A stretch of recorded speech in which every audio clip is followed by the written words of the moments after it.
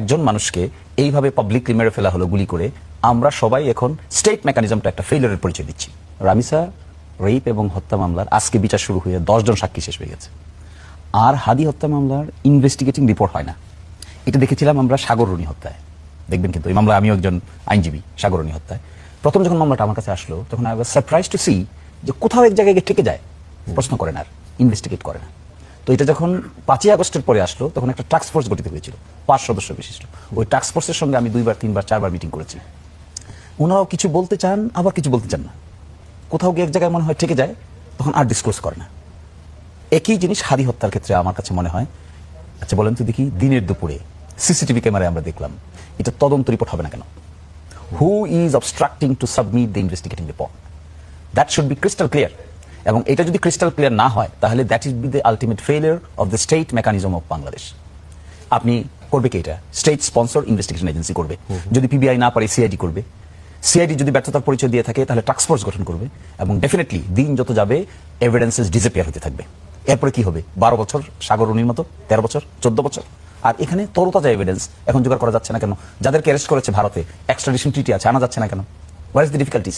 আমার মনে হয়, আমি তখন বলেছিলাম এটা this is a mysterious event. একজন মানুষকে এইভাবে পাবলিকলি মেরে ফেলা হলো গুলি করে, আমরা সবাই এখন স্টেট মেকানিজমটা একটা ফেলিয়ারের পরিচয় দিচ্ছি।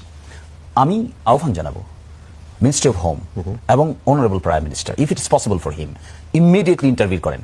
সময় যত যাবে, যদি গুড উইশেস থাকে, আমি কিন্তু একটা প্রশ্ন উত্থাপন করছি এখানে, গুড উইশেস আদৌ আছে কি নাই? যদি গুড উইশেস থাকে, গুড ইন্টেনশন থাকে, কোনো ম্যালাফাইডি মোটিভ না থাকে, বোনাফাইডি মোটিভ থাকে, this is the appropriate time to publish the evidences. আপনি একই সাথে একজন আইনজীবী এবং একই সাথে একজন রাজনীতিবিদ, আপনারা একটু ঝেড়ে কাশলে তো মানুষের জন্য একটু সহজ হয় বুঝতে ব্যাপারটা, যে এই জিনিসটা সাগররুনির মতো বলে দিলেন যে এই জিনিসটাও চাইলে সরকার আরো দ্রুত করতে পারতো, তাই তো? সেই জায়গায় সরকারের অনিচ্ছা কেন? আমি অভিযোগ পেয়েছি, বিভিন্ন জন অভিযোগ করেছেন, সরকারের স্টেট মেকানিজমের অ্যাপারেটাসকে কোথাও কোথাও ব্যবহার করা হয়েছে। কেউ কেউ বলেছেন যে এমন গুরুত্বপূর্ণ লোকেরা পিছন থেকে এই কর্মকাণ্ডের সঙ্গে জড়িত যে নামগুলো পাবলিকলি আসুক তা অনেকেই চান না, অনেকেই ধামাচাপা দেন। এমনকি বাংলাদেশ তার সীমার বাইরে থেকে এখানে কি পরিমাণ ইন্টারভিন করা হয়েছে মমতা ব্যানার্জির কথায় কিছুটা ইন্ডিকেশন পাওয়া যায়, তাহলে সেই পার্টটুকুকে এখানে ডিসক্লোজ করা দরকার।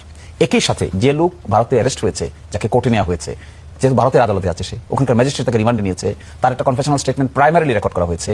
সেই জিনিসগুলো সেই লোকটা স্পিল ওভার করেছে কোথায়? ভারতে, ওখানে আছে সে। তো তাকে এক্সট্রাডিশন ট্রিটির অধীনে বাংলাদেশে আনা দরকার। স্লো হচ্ছে কেন ওই প্রসেস? কোথায় এখানে প্রবলেমটা কোথায়?